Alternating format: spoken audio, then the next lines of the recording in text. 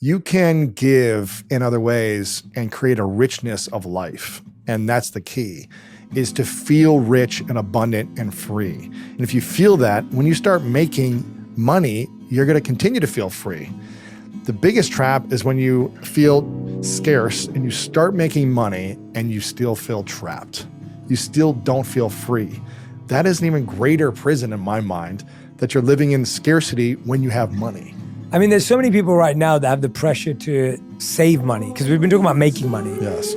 But there's this pressure to save money. And how do you find that balance between spending comfortably, if you have the ability, versus like saving for your future or your family? Like, how do you think about that version? Well, I think when you can live beneath your means and feel abundant, you've won.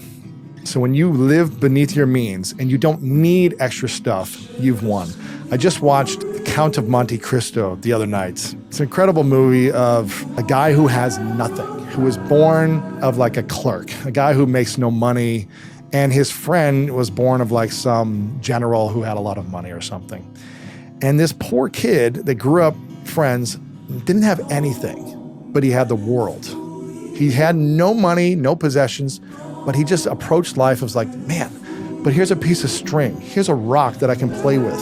Like, I can just imagine the beauty of the world, and he appreciated everything, even though he had no money.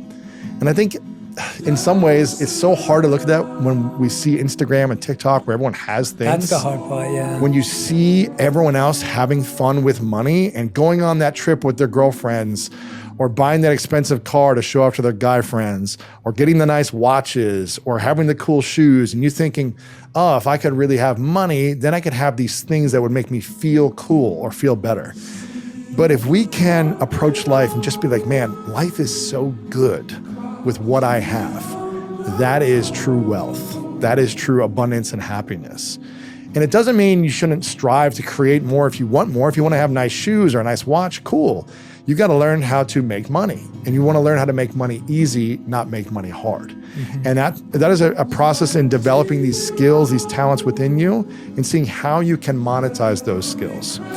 And I'm not saying don't splurge on certain things if you want to, but you have to understand the consequences. If you're going to splurge on something to have fun with friends or go on trips and spend this money that you maybe don't have, just know there might be a consequence to that later.